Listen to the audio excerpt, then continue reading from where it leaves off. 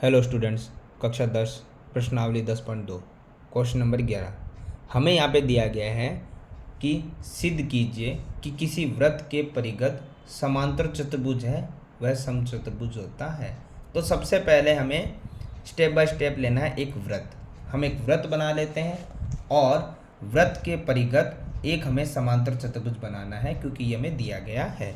तो सबसे पहले हम लिख लेते हैं हमें क्या दिया गया है, हम उसी अनुसार आगे बढ़ते हैं। तो हमें दिया है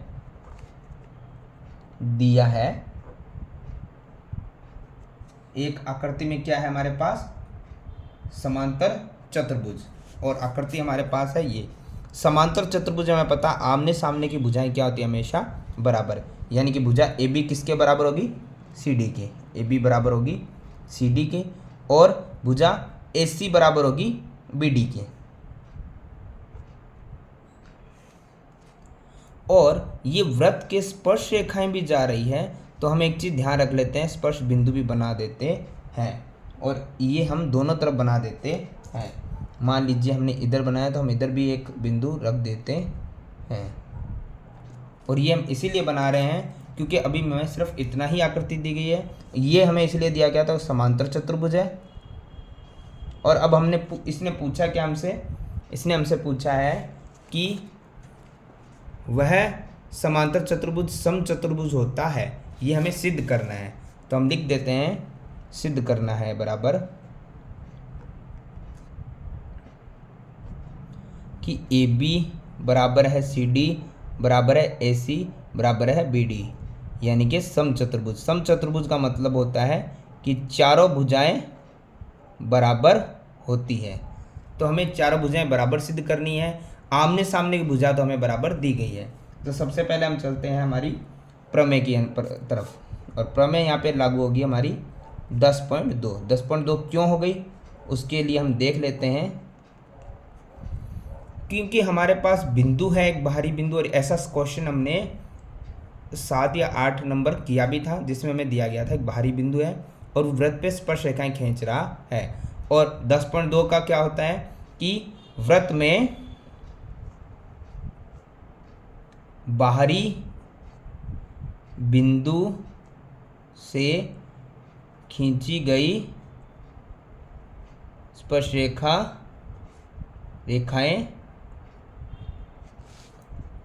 बराबर होती है, यानी कि वृत्त में किसी बाहरी बिंदु, मान लीजिए हम सबसे पहले ले लेते हैं बिंदु नंबर ए। तो ए से स्पर्श रेखा एक हमारी जा रही है ए से एम और एक जा रही है हमारी ए से पी, ये दोनों क्या रहेंगी, बराबर। तो हम लिख देते हैं ए से एम बराबर है ए से पी, समीकरण नंबर 1। और क्यों बराबर है ये हमने पहले बता दिया है कि बाहरी बिंदु से खींची गई एक ही वृत्त पे दो स्पर्श रेखाएं बराबर होती है। इसी प्रकार अब हमारे पास ये दूसरा बिंदु भी है जो बिंदु बी है, इससे भी हमारे पास दो स्पर्श रेखा खींच रही है, एक बी से लेके एम और एक बी से लेके एन। तो इसे भी हम बराबर लिख देते हैं, बी से एम बराबर है बी से लेके एन के। ये समीकरण नंबर 2 बन जाती है। इसी प्रकार हम तीसरा बिंदु भी ले लेते हैं डी, क्योंकि ऐसा सवाल हम पहले कर चुके हैं। तो बाहरी बिंदु डी से एक स्पर्श रेखा जा रही है डी से लेके एन और एक जा रही है डी से लेके ओ। तो हम लिख देते हैं डी से ओ बराबर है डी से एन के, समीकरण नंबर 3। और अब आखिर में एक बिंदु और बचता है सी से लेके ओ और सी से लेके पी। तो हम इन दोनों को भी लिख देते हैं कि सी से लेके ओ बराबर होती है सी से लेके पी, समीकरण नंबर 4। उसी क्वेश्चन की तरह हम समीकरण नंबर 1, 2, 3 व 4 को क्या करते हैं, जोड़ने पर। हम जोड़ क्यों रहे हैं इसके लिए भी देख लीजिए, क्योंकि हमें दो भुजाएं बराबर दी गई थी आमने सामने की, हमें चारों भुजाओं को बराबर करना है और इसके लिए हमें घटाना नहीं जोड़ना ही पड़ेगा। तो हमारे पास समीकरण में लेफ्ट की तरफ वाले पदों को लेफ्ट में और राइट के पदों को राइट की तरफ जोड़ना है। तो हम लिख देते हैं इधर ए से एम प्लस बी से एम प्लस डी से ओ प्लस सी से ओ बराबर, ऐसे ही इधर वाले पदों को लिखना है, ए से पी, बी से एन, डी से एन और सी से पी। सबसे पहले इन पदों को हम देखते हैं। हमारे पास है ए से लेके एम, ए से एम हमारे पास ये है पद रहा, ए से लेके एम, इसे हमें जोड़ना है बी से एम, बी से लेके एम को। तो हमें पता है दोनों भागों को हम जोड़ेंगे तो पूरी भुजा क्या बन जाएगी, ए बी। इसी प्रकार दोनों भाग है डी से ओ, सी से ओ, डी से ओ और सी से ओ, ये वाला भाग और ये वाला भाग पूरा जोड़ेंगे तो हमारे पास भुजा बन जाएगी सी डी। इसी प्रकार हम देखते हैं हमारे पास है ए से पी, ए से पी हमारे पास ये रहा, तो हमें पता है दूसरा भाग तो यही रहेगा सी से पी, तो हमारे पास ए से पी ये रहा और सी से पी हमारे पास ये रहा। इन दोनों को जोड़ेंगे तो हमारी भुजा बन जाएगी ए से लेके सी। और इसी प्रकार बी से एन, डी से एन, बी से एन ये रहा और डी से एन ये रहा, दोनों भागों को जोड़ेंगे तो पूरी भुजा बन जाएगी बी डी। तो ये हमने कर लिया है, लेकिन अभी हमारे पास चारों भुजाओं को बराबर सिद्ध करना है। हमने सिर्फ जोड़ के बराबर किया है, इनको सभी को अलग अलग बराबर करना है। तो हम ध्यान से देखते हैं कि हमें क्या दिया गया था। हमें दिया गया था कि ए बी तो वैसे का वैसा है, सी डी किसके बराबर था, ए बी के, तो क्यों ना हम सी डी की जगह ए बी लिख सकते हैं क्योंकि ये दोनों तो बराबर ही थे।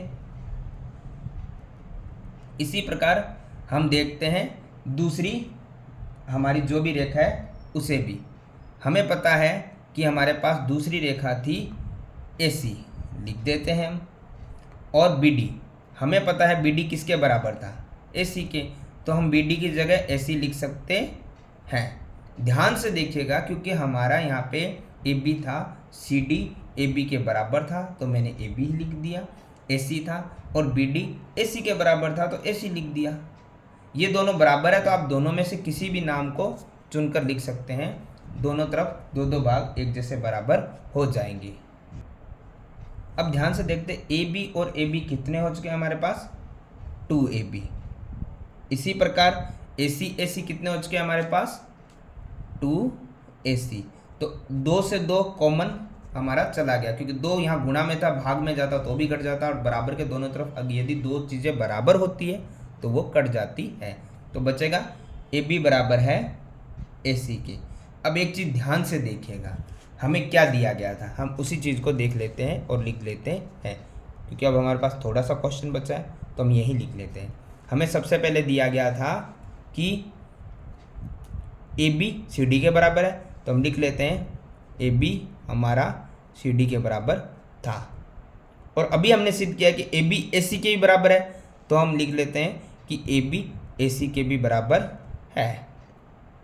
और हमने अभी देखा था कि ए सी किसके बराबर था, बी डी के, तो ए सी बराबर है बी डी के। तो यानी चारों भुजाएं बराबर होती है तो ये क्या बनता है, एक समचतुर्भुज। तो ये होता है इति सिद्धम। अगर मैं इसे शॉर्ट एक सिंपल लैंग्वेज में आपको बताऊं तो ये इसमें एक चीज़ ये भी हो सकती है कि हमें दिया गया था कि राम का भाई श्याम है और यहाँ पे था सीता की बहन राधा है, और हमें बता दिया गया कि राम और सीता यहाँ तो नहीं, लेकिन मैं ऐसे ही बता रहा हूँ आपको समझाने के लिए कि भाई बहन है। तो यदि राम और सीता यदि भाई बहन यहाँ पे हम सिद्ध करते हैं तो जो श्याम और राधा थे वो भी आपस में क्या रहेंगे, भाई बहन, क्योंकि ये दोनों एक दूसरे के भाई और क्या थे, बहन। ये हमने ऐसे ही बताने के लिए सिद्ध किया है, बाकी इससे कोई मतलब नहीं है। तो इस प्रकार हमारा क्वेश्चन नंबर 11 होता है समाप्त। इसे हम ऐसे समझ सकते हैं कि यदि ए बी का भाई था, सी डी का भाई था, तो हम देख सकते हैं कि, और हमने ये सिद्ध कर लिया कि ए और सी भी भाई भाई है।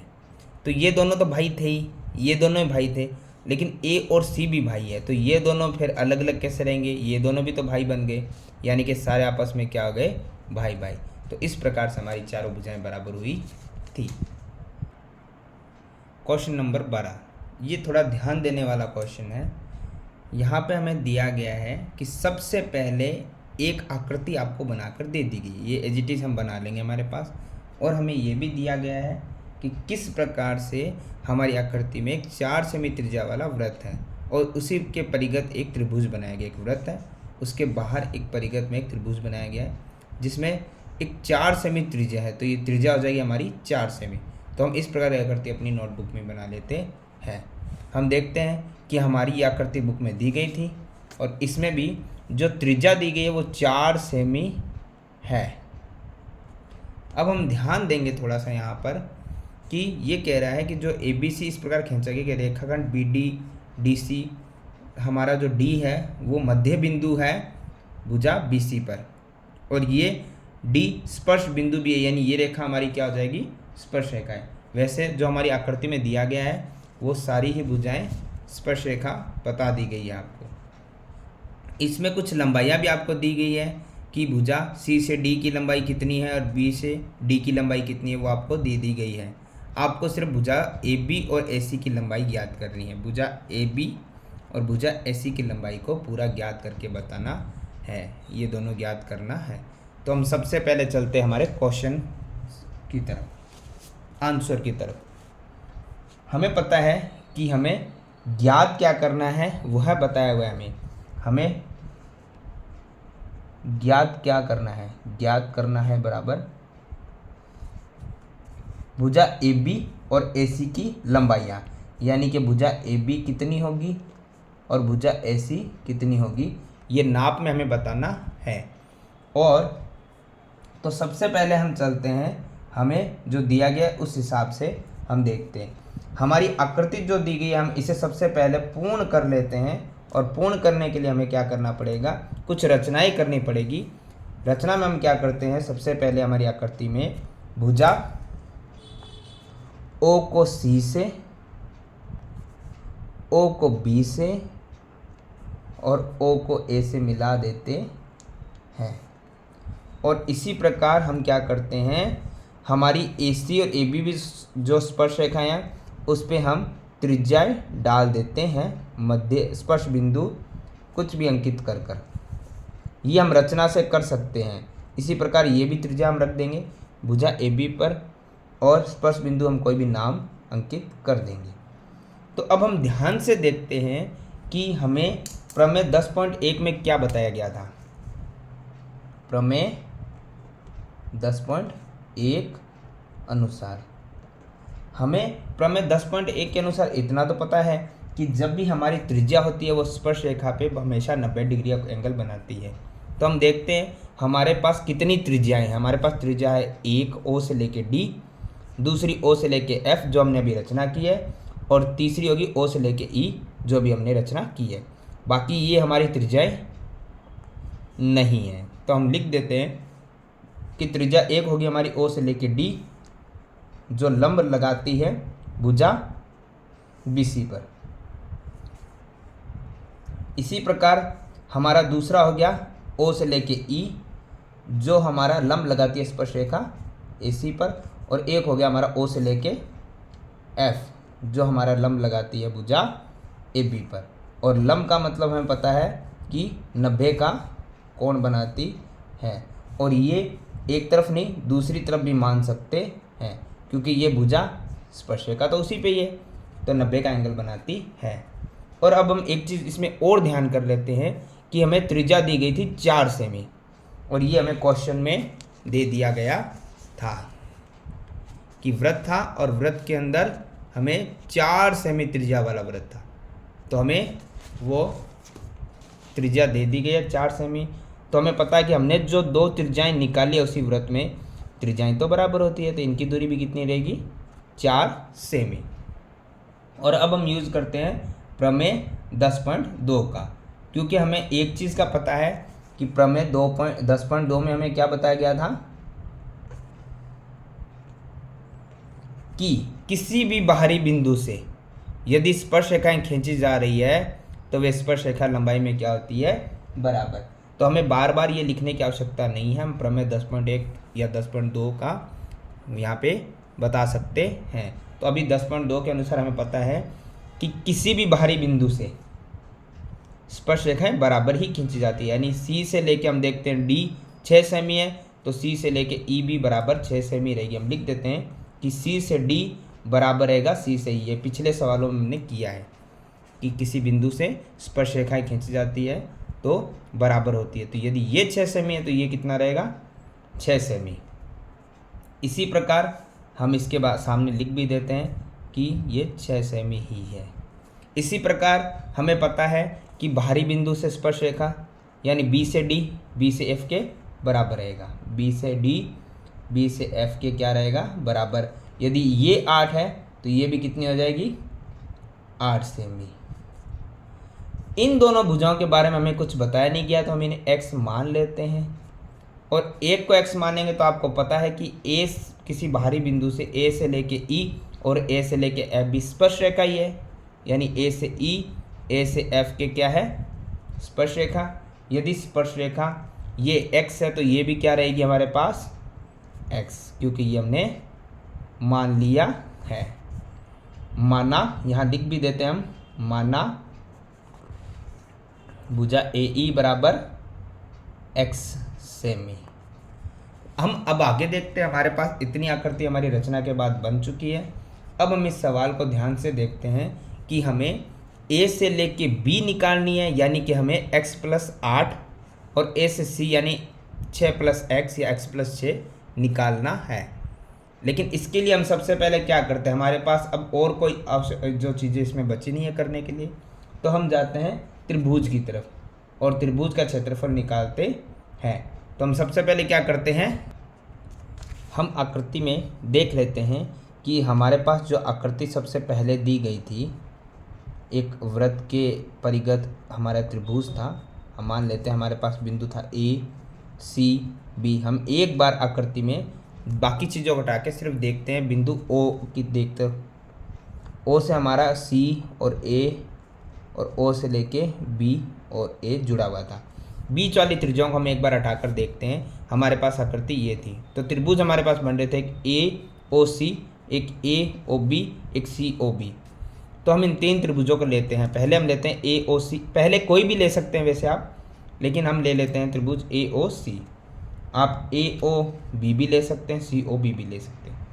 बड़ी आकृति त्रिभुज की 3 ही बन रही है। बाकी रचना के कारण हमारी आकृतियाँ काफ़ी बन रही थी, लेकिन हम एक बार आप में देख लेते हैं।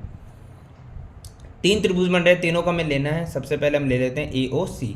तो हम लेते हैं आकृति त्रिभुज AOC और उसका निकालते हैं क्षेत्रफल।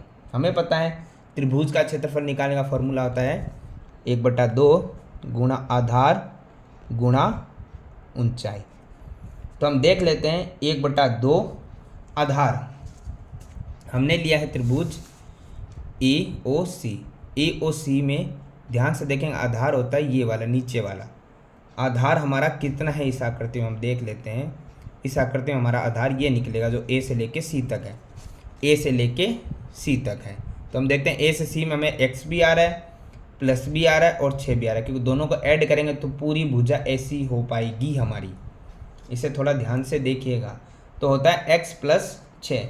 हम लिख देते हैं आधार होता है x + 6। जब भी ऐसे प्लस माइनस में 2 चीज़ें आती हो किसी एक के लिए तो उनको ब्रैकेट में बंद कर देते हैं।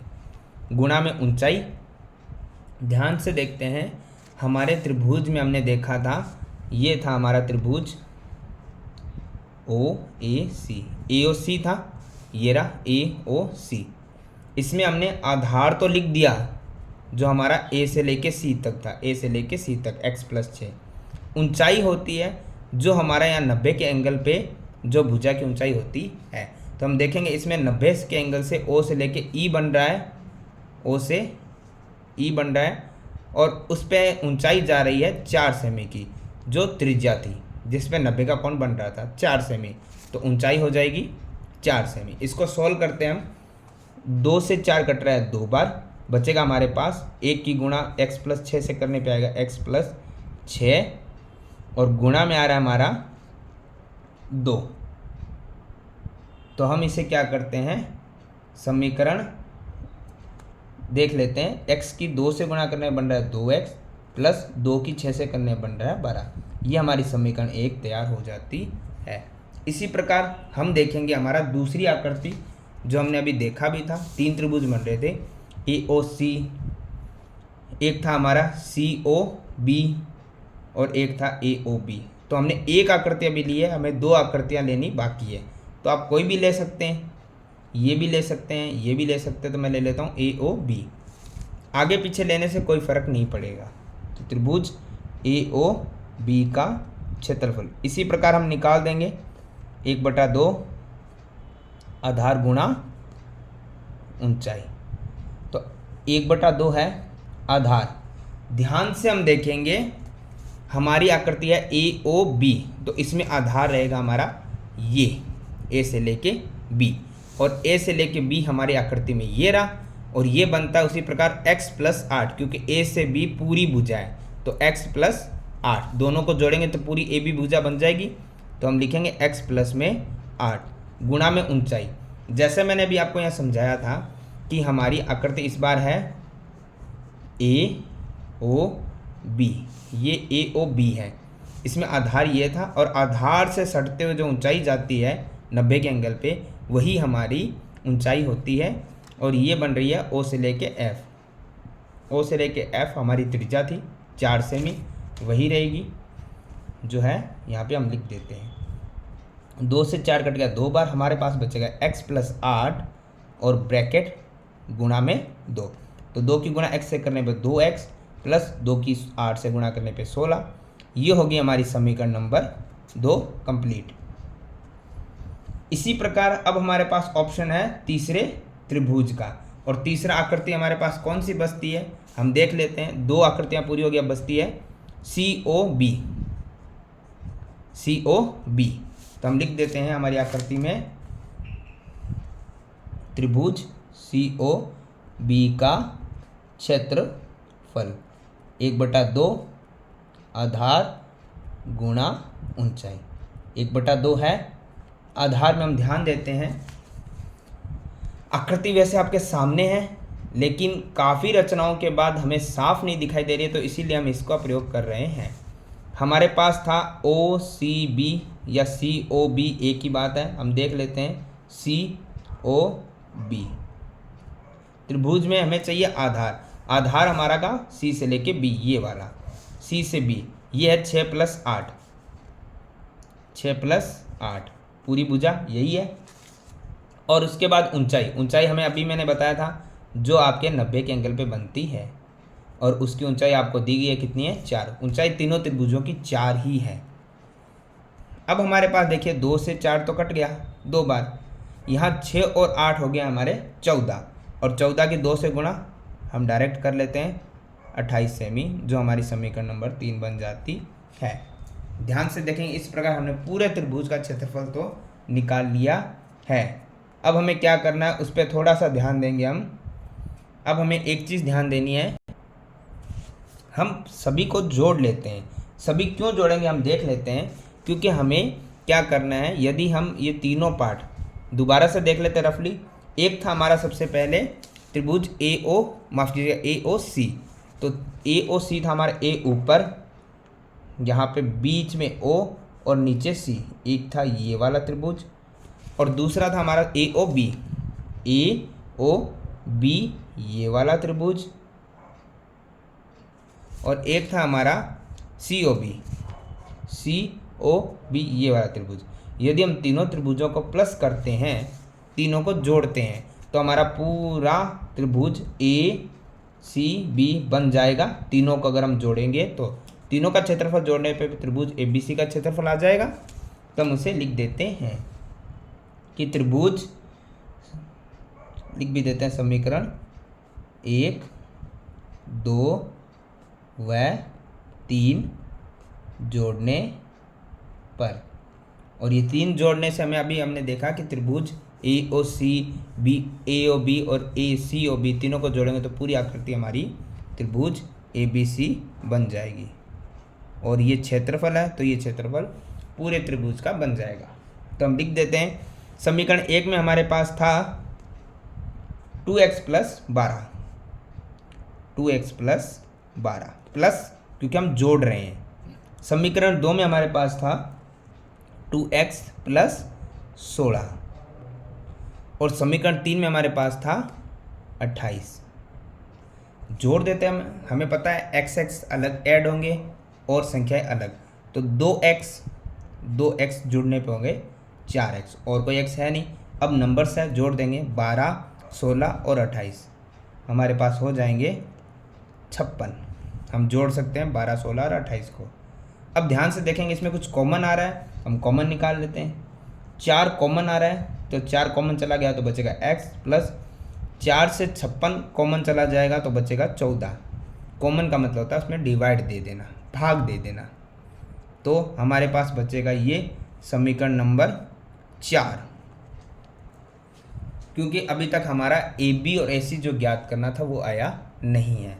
अब हम ध्यान से देखते हैं कि कक्षा 9 में हमने त्रिभुज ए बी सी का क्षेत्रफल निकाला, परंतु अभी एक्स वाई में निकला है, एक्स में निकला हुआ है, तो संपूर्ण संख्या हमारे पास नहीं आई है। तो हम कक्षा 9 में जो त्रिभुज के क्षेत्रफल निकालने के लिए हम फॉर्मूले यूज़ करते थे वो अब यूज़ करते हैं, और वो होता था हमारा हीरोन का सूत्र।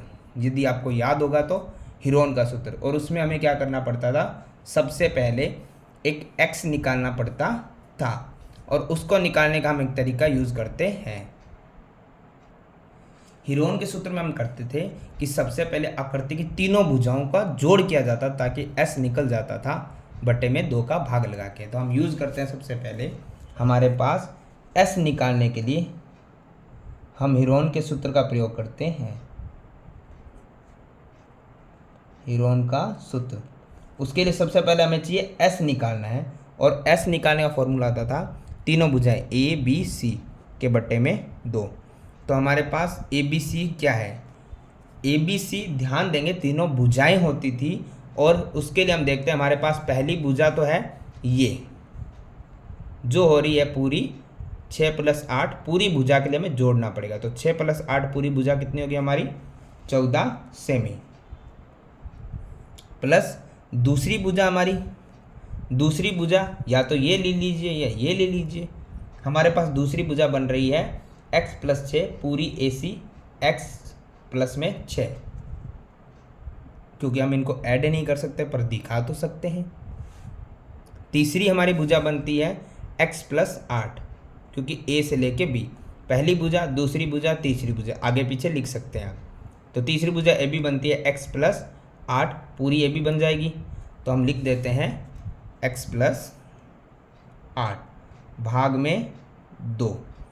हम देखते हैं x को अलग जोड़ देंगे, संख्याओं को अलग जोड़ देंगे, तो x हमारे पास हुआ x 2x हो गए, और संख्याएं हो गई हमारे पास प्लस में 14, 6 और 8, यानी कि 28, भाग में आता है 2। इसके लिए हम देख लेते हैं कॉमन क्या आ रहा है। सबसे पहले कॉमन आ रहा है हमारा ऊपर वाले में 2, तो बचेगा x प्लस, और 2 से 28 कॉमन जाएगा 14। मैंने भी बताया था कॉमन का मतलब होता है उस संख्या में जो कॉमन लिया उसका भाग लगा दो। तो 2 से 2 गया, बचेगा x प्लस 2 का 28 में लगा तो 14 बटे में जाएगा 2, 2 से 2 कट गया, यानी s आया हमारा x + 14। s हमारे पास आ चुका है। अब हम हीरोन का सूत्र लगा देते हैं, यानी हम लगा रहे हैं त्रिभुज ABC का क्षेत्रफल, और हीरोन के सूत्र में जो हमारा त्रिभुज के लिए क्षेत्रफल का सूत्र होता है हीरोन में, वो बनता है √, और उसके अंदर होता है s - a, s - b और s - c। यह हमारा हीरोन का फॉर्मूला बनता है। इसी के अनुसार हम सभी चीज़ों को रख देते हैं। तो सबसे पहले हम रखते हैं √ करेंगे s हमारे पास था x + 14, तो हम उसे लिख देते हैं x + 14। फिर हमारे पास आता है ब्रैकेट, और फिर हमारे पास आता है x, माफ कीजिए s वही है जो हमें था x + 14 माइनस। अब थोड़ा ध्यान देंगे, हम रफली इस चीज़ को समझ लेते हैं ताकि हमारे समस्या ना रहे। हमें पता है कि हमें x + 14 लिखकर s में से घटाना है a, और a हमें पता है क्या था हमारे पास, a हमारे पास था 14, तो हमें 14 इस प्रकार से घटाने में दिखाना है, ब्रैकेट हमारा रहेगा। तो हम इसी चीज़ को एज इट इज़ लिख देते हैं कि s था हमारे पास -a हमारे पास था 14, तो हम 14 लिख देते हैं और ब्रैकेट को बंद कर देते हैं। अब हम ध्यान देते हैं हमारे पास b में क्या दिया गया है। फिर है ब्रैकेट, फिर हमें लिखना है x प्लस 14, इसे भी हम समझ लेते हैं। ये समझना हमारे लिए अति आवश्यक है।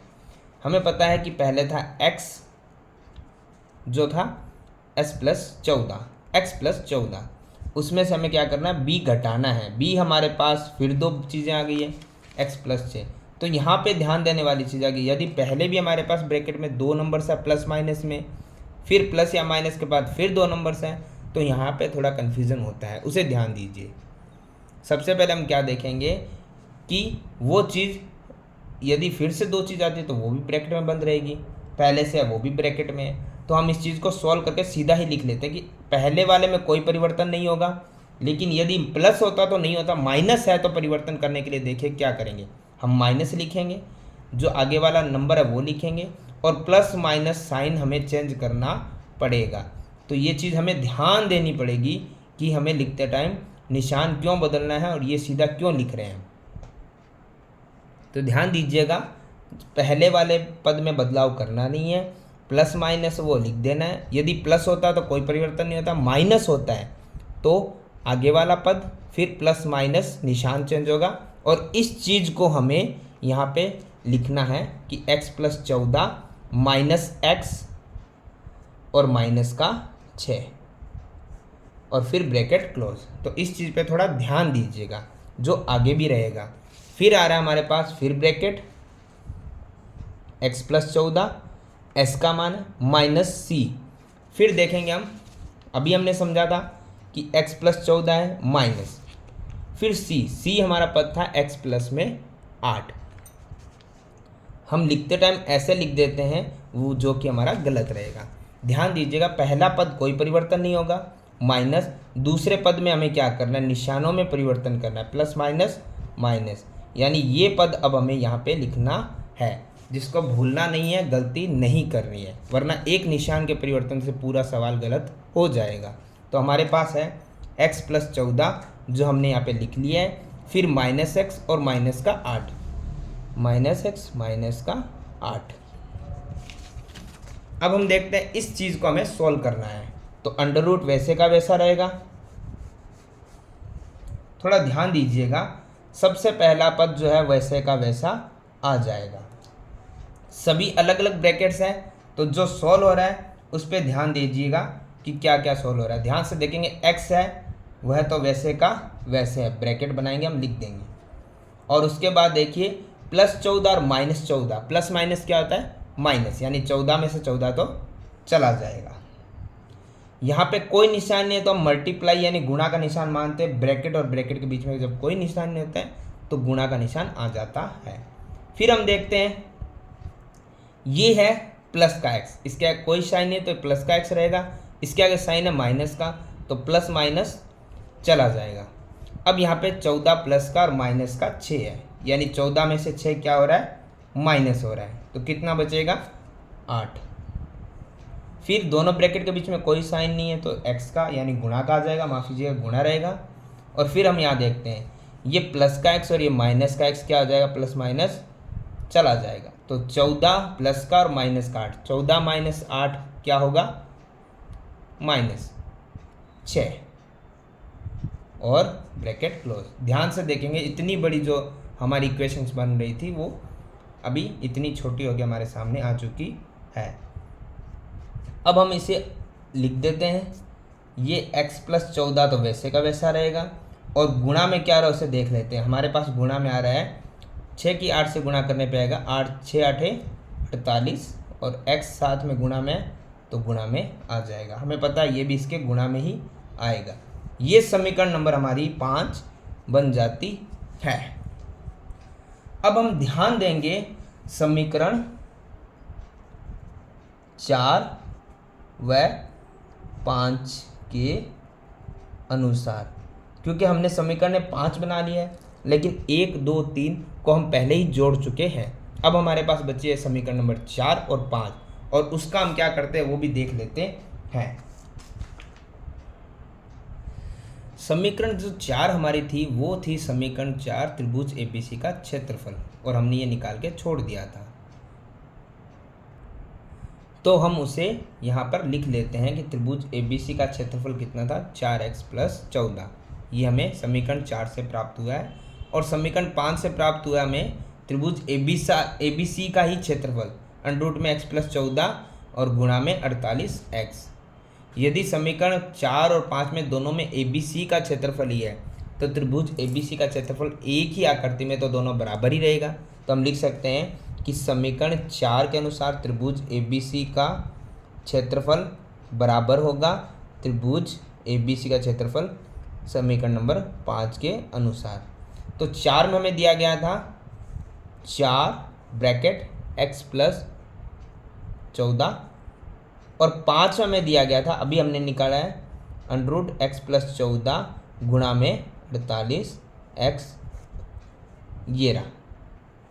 तो हम क्या करते हैं, हमारे पास एक संख्या बिना √ के एक तरफ √ की है, तो हम कर सकते हैं दोनों पक्षों में बराबर हम कुछ भी कर सकते हैं। तो हम दोनों पक्षों में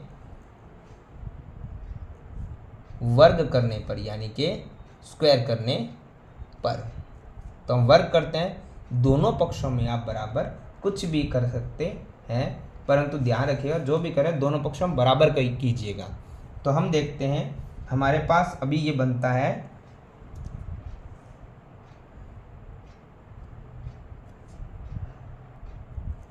4 (x + 14) का ये रहेगा हमारा वर्ग और √x + 14 गुणा 48x, इसका भी वर्ग। अब हम देखते हैं कि हमारे पास सबसे पहले 4 जो ब्रैकेट से 12 उसका वर्ग हो जाएगा 16, और उसके बाद हमारा हो जाएगा x + 14 का स्क्वायर बराबर। हमें एक चीज़ का पता है कि जब √ पर स्क्वायर होता है तो स्क्वायर √ से चला जाता है, यानी सेम संख्या ही लिखी जाएगी। और सेम संख्या 2 बार लिखने का मतलब होता है, सिंपल मैं समझाऊंगा आपको रफली। तो ये हमें पता है कि यदि √ का कोई नंबर है और उसका मैं वर्ग कर रहा हूँ तो वो √ हट के वो संख्या सीधी ओपन बाहर आ जाती है। तो हम देखते हैं कि √ से स्क्वायर कट जाता है तो बचेगा x + 14 गुणा में 48x। अब हम ध्यान से देखते हैं कि ये x + 14 है और स्क्वायर का मतलब है इसको कितनी बार लिखना है, 2 बार। स्क्वायर मतलब इसको 2 बार हम लिख सकते हैं। बराबर में हमारे पास था x + 14 गुणा में 48x। अब आप ध्यान से देखेंगे कि ये 16 कहाँ गया, 16 के अलावा तो हमने वैसे का वैसे सब लिख दिया। ये 16 यहाँ गुणा में तो कहाँ जाएगा, यहाँ पे भाग में। तो 16 से 48 चला गया 3 बार। अब हम देखते हैं कि यहाँ पर x + 14 है, एक पद हम यहाँ रख लेते हैं, बाकी यहाँ पे चला जाएगा x + 14 गुणा में। अब बच्चा हमारे पास 3x और बट्टे में कुछ नहीं है, एक है, एक का कोई मतलब नहीं होता है। 2 पद थे, हमने एक पद यहाँ रख लिया और दूसरा पद यहाँ गुणा में है तो चला जाएगा भाग में। ध्यान से देखें 2 ब्रैकेट एक जैसे है तो वो पूरे पूरे कट जाएंगे। अब हमारे पास बचा है x + 14, बराबर में हमारे पास बचा सिर्फ 3x, बाकी सभी जा चुके हैं। तो अब हमारे पास उसी को हम सॉल्व कर लेते हैं कि x को एक तरफ कर देते हैं, संख्या को एक तरफ करते हैं। 14 है, 3x है, ये प्लस का इस तरफ आएगा तो माइनस, तो बचेगा 14 बराबर 2x। x के साथ वाला कहाँ जाएगा, भाग में, और 2 का 14 भाग जाएगा 7 बार, यानी x का मान आया हमारे 7। अब हमें देखते हैं कि ज्ञात क्या करना है। हमें ज्ञात करना था सबसे पहले AB और AC, क्योंकि इसने हमसे यही पूछा था कि भुजा AB और भुजा AC की लंबाइयाँ ज्ञात कीजिए। तो अब हमें क्या करना है, AB AC की तरफ जाना है। हमें पता है कि हमारे पास जो AB भुजा थी, जो किताब के अनुसार हमने देखी थी, वो थी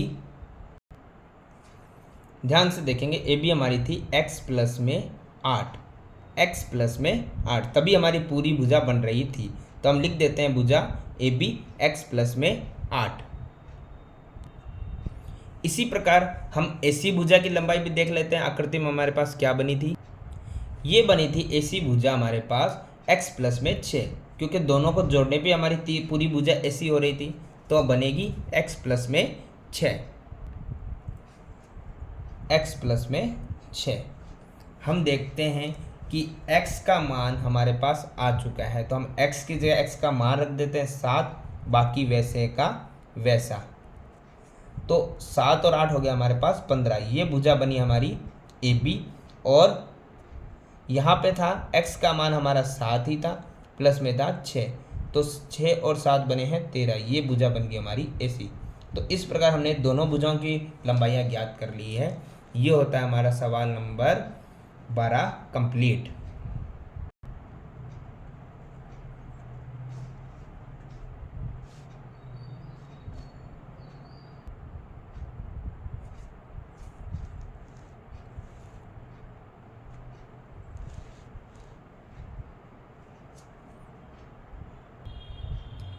क्वेश्चन नंबर 13, हमें यहाँ दिया गया है कि सिद्ध कीजिए कि वृत्त के परिगत बनी चतुर्भुज आमने सामने की भुजाएं केंद्र पे संपूरक कोण अंतरित करती है। तो हम सबसे पहले स्टेप बाय स्टेप देखते हैं। इसने दिया हमें सिद्ध तो करना वो अलग बात है। सबसे पहले एक वृत्त बनाते हैं, उसके परिगत एक चतुर्भुज बनाते हैं।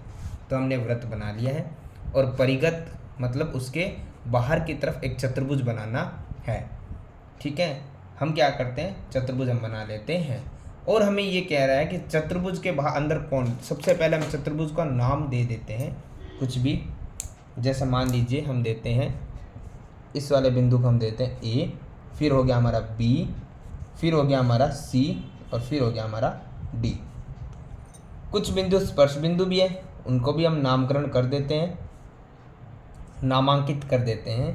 तो जैसे मान लीजिए हमने दे दिया है इस बिंदु को P, इस बिंदु को Q, इस बिंदु को R और इसको S, और उन्हें आपस में विकर्णों को मिला देते हैं।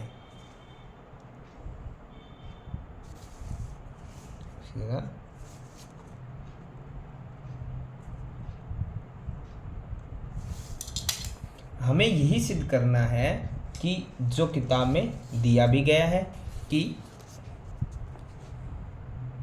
जो हमारी चतुर्भुज की आमने सामने की भुजाएं हैं केंद्र पे संपूरक कोण अंतरित करती हैं। आमने सामने की भुजाएं जो भी है, हम आमने सामने की भुजाएं ये भी ले सकते हैं, कुछ भी ले सकते हैं, उसमें कोई फर्क नहीं पड़ने वाला। वो कह रहा है कि वे दोनों भुजाएं जो सामने अपने कोण बना रही है वे संपूरक अंतरित करती है, यानी 180 डिग्री का बनाती है। तो हम सबसे पहले लिख लेते हैं हमें सिद्ध क्या करना है।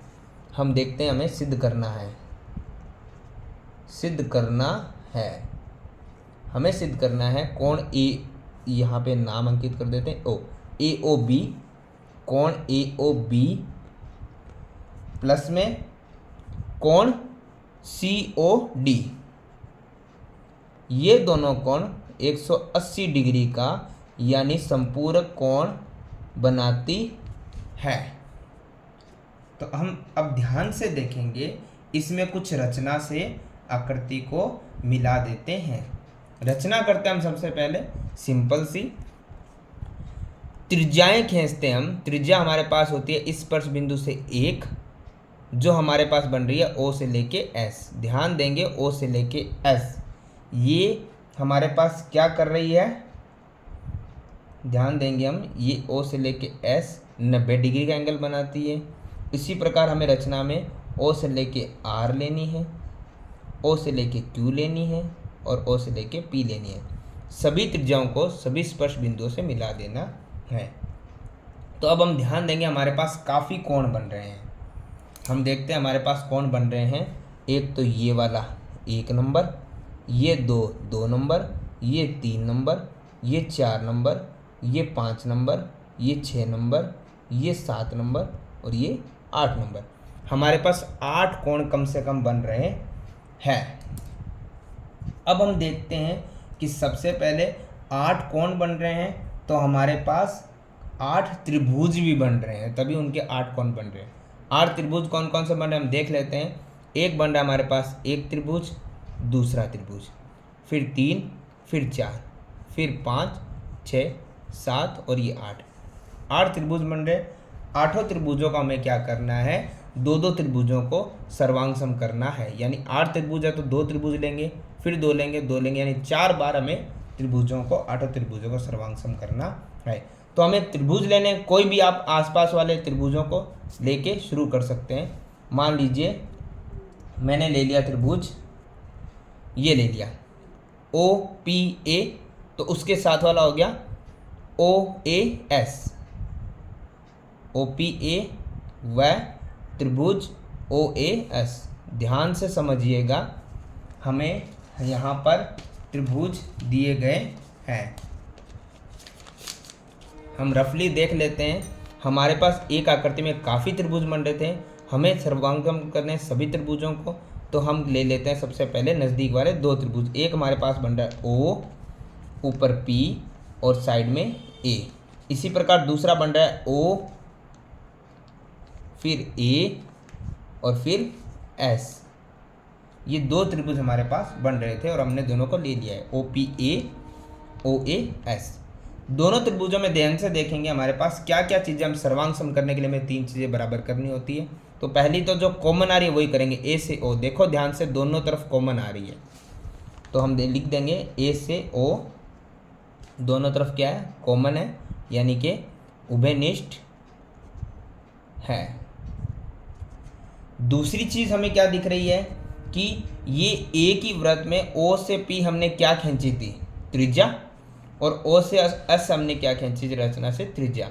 और एक ही वृत्त में त्रिज्याएं कितनी भी खींची जाए बराबर होती है, यानी O से P और O से S दोनों हमारी क्या हो जाएंगी, त्रिज्या। तो हम लिख देते हैं O से P और O से S दोनों हमारी त्रिज्या हो जाएगी।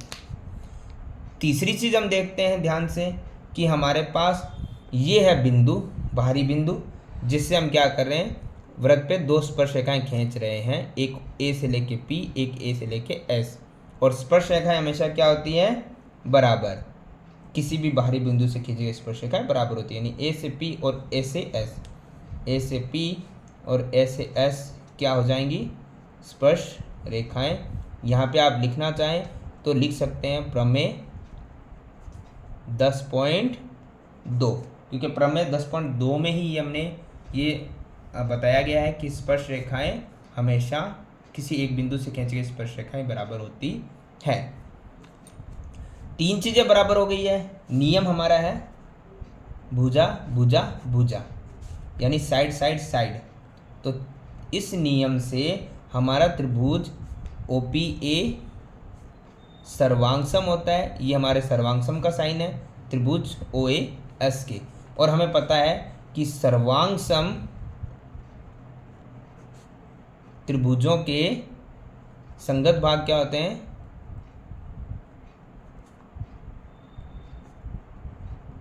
बराबर होते हैं।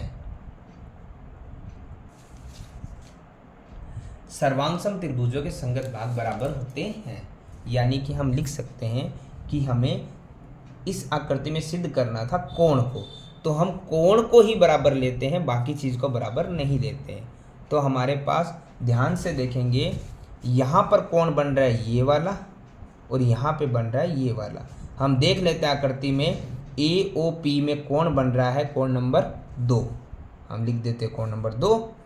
और EOS इसमें बन रहा है कोण नंबर 3, यानी कोण 2 और 3 आपस में क्या है, बराबर। तो हम लिख देते हैं कि सर्वांगसम में हम कोण 2 और कोण 3 लेते हैं, और वो दोनों ही हमारे लिए क्या है, बराबर है। इसमें हम समीकरण 1 नंबर लगाकर छोड़ सकते हैं। इसी प्रकार हमें क्या करना है, बाकी त्रिभुजों को भी सर्वांगसम करना है। तो हम लिख सकते हैं इसी प्रकार हमारी आकृतियाँ, चूँकि एक ही वृत्त में आकृति बन रही है, तो हमें पता है कि सभी में नॉर्मली हम देख लेते हैं। मान लीजिए हम ये 2 त्रिभुज लेंगे तो ये कॉमन आ जाएगी भुजा, ये दोनों हमारी भुजाएं क्या हो जाएंगी, त्रिज्याएं, और इस बिंदु से ये वाली और ये वाली स्पर्शरेखाएं होगी। तो तीनों में एक ही रूल लगेगा, भुजा भुजा भुजा नियम से त्रिभुज हमारे क्या हो जाएंगे। जैसे मान लीजिए हम दूसरा ले लेते हैं हमारा त्रिभुज OSD,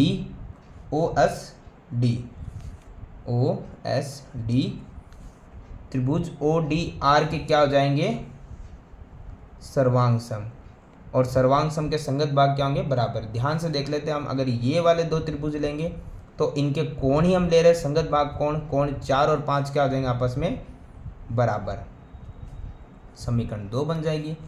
इसी प्रकार हमारी क्या होती रहेगी, ध्यान से देखिएगा, इसी प्रकार हमारी मान लीजिए आगे वाली आकृति हम लेंगे तो कॉमन स्पर्शरेखाएं बराबर और त्रिज्याएं बराबर, आकृति बराबर होंगी, और आकृति हम लिख लेते हैं नाम OCR, त्रिभुज OCR सर्वांग सम हो जाएंगे, कारण दूसरा त्रिभुज क्या रहेगा QOC।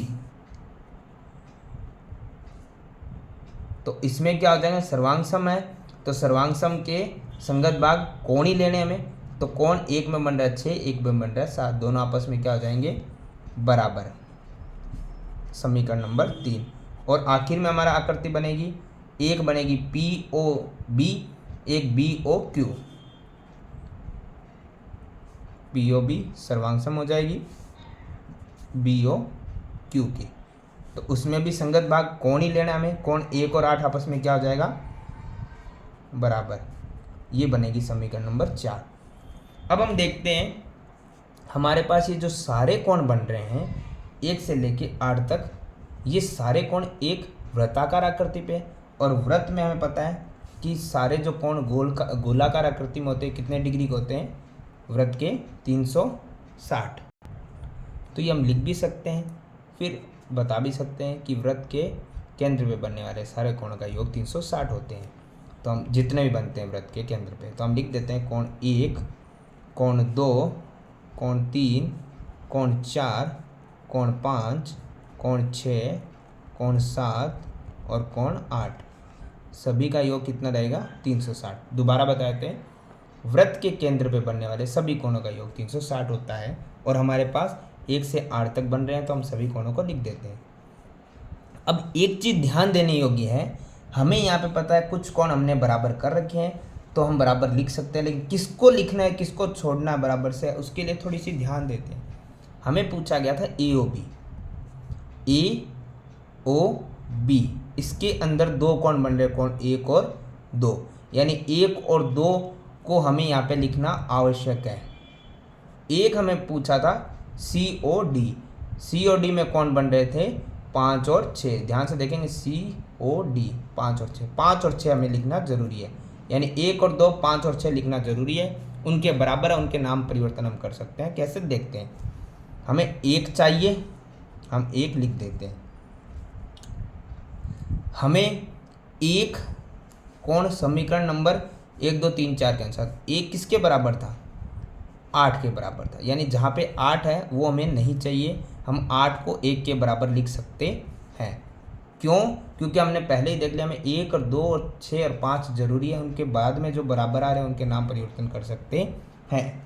इसी प्रकार हम देखते हैं कोण 2 तो हमें चाहिए तो इसका नाम हम नहीं परिवर्तन करेंगे। फिर हम देखते हैं कोण 2 किसके बराबर था, 3 के, तो कोण 3 की जगह हम क्या लिख सकते हैं, 2 लिख सकते हैं, सभी बराबर है। इसी प्रकार हम देखते हैं हम कोण लिखेंगे 4, ध्यान से देखेंगे हमें आवश्यक है कोण 4 की, जी नहीं, हमें 5 और 6 चाहिए, 1 और 2 चाहिए, तो 4 तो हमें नहीं चाहिए, तो हम देख लेते हैं 4 किसके बराबर है, 4 है 5 के बराबर, तो हम यहाँ 4 को 5 लिख सकते हैं, प्लस में 5 वैसे का वैसा, क्योंकि हमें 5 तो चाहिए ना। फिर बचता है 6 भी हमें चाहिए, हम लिख लेते हैं, और अब आखिर में बचा हमारे पास 7 किसके बराबर होता है, 6 के, तो हम 7 की जगह क्या लिख सकते हैं, 6। ध्यान से देखिएगा हमने लाइन इसीलिए लगाई थी, मतलब ये कोण होते चले गए थे, और 8 हमारा शुरू में ही हो गया था, 1 के बराबर था, तो हमने 8 1 के बराबर था तो यहाँ पे लिख लिया था 1। तो अब हम देखते हैं बराबर में कितना होगा इनका योग 360। ये कुछ नहीं था, सभी कोण लिखे थे हमने, और जैसे मान लीजिए 1 लिख लिया था 8 1 के बराबर था तो हमने 8 को 1 में परिवर्तन कर दिया था। 2 था, फिर 3 की जगह हमने वापस 2 ही लिख दिया क्योंकि 3 हमारा 2 के बराबर था। इस प्रकार हमने 4 को 4 ना लिख के 5 लिख दिया क्योंकि ये दोनों बराबर ही तो थे, 4 और 5, तो हमने 4 की जगह 5 लिख दिया। तो इस प्रकार से हमने सभी को लिखकर बराबर में 360 जो था उसको अंकित कर दिया है। अब हम देखते हैं 1 और 1 कितने हो गए हमारे पास, 2 1 हो गए, 2 और 2 हमारे पास 2 2 हो गए, 5 और 5 हमारे पास 2 5 हो गए, और 6 और 6 हमारे पास 2 6 हो गए, बराबर में 360।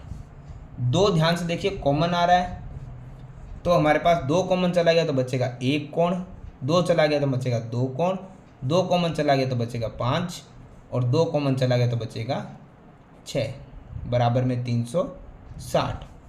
ये कोण वैसे के वैसे पड़े हैं, 360 है, और ये 2 ध्यान दीजिएगा गुणा में था तो यहाँ आ जाएगा भाग में, तो भाग 360 से जाएगा तो बचेगा 180। हम लिख देते हैं कोण 1 + 2 + 5 + 6 बराबर में 180 डिग्री।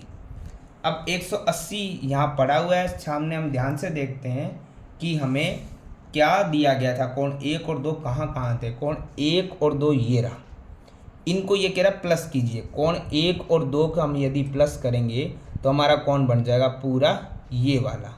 हम एक बार रफली देख लेते हैं, हमारे पास कोण बन रहा है 1 नंबर ये रहा, ध्यान से देखेंगे आकृति में 1 नंबर ये रहा जिसका नाम है B और P और O, और 2 नंबर हमारा है A जो यहाँ से आ रहा है, और O और P ये रहा।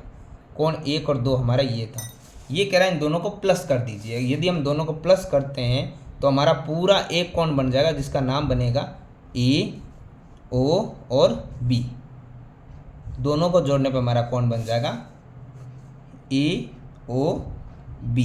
इसी प्रकार हम देखते हैं कोण 5 और 6 को, कहाँ पर है, ये नीचे है, तो मान लीजिए 5 ये रहा, 5 बन रहा है D O R। रफली हम देखते हैं D नीचे है, O ऊपर है, और R फिर नीचे आ रहा है। 5 नंबर कोण है ये हमारा। और इसी प्रकार 6 हमारा ये रहा COR, C नीचे है, O ऊपर है, R नीचे है, ये कोण नंबर 6 बन रहा है। आकृति बहुत ज़्यादा हो चुकी है तो इसलिए रफ में समझा रहा हूँ, इसमें आपके लिए समझने के लिए थोड़ा आसान रहेगा। कोण 5 और 6 को हमें प्लस करना है। यदि हम इन दोनों कोणों को प्लस करते हैं तो पूरा हमारा क्या बनेगा, एक कोण बन जाएगा ये वाला। अगर पूरे को मैं जोड़ देता हूँ तो पूरा मेरा कोण ये बन जाएगा, कोण बनेगा COD। COD तो मैं लिख सकता हूँ इन दोनों की जगह COD बराबर में कितना था, 180 डिग्री। ध्यान से देखेंगे हमें क्या पूछा गया था, AOB + COD, AOB + COD बराबर 180 डिग्री के, बराबर 180 डिग्री के संपूरक के। तो इस प्रकार से हमारा सवाल नंबर 13 और प्रश्नावली 10.2 होती है समाप्त। इति सिद्धम।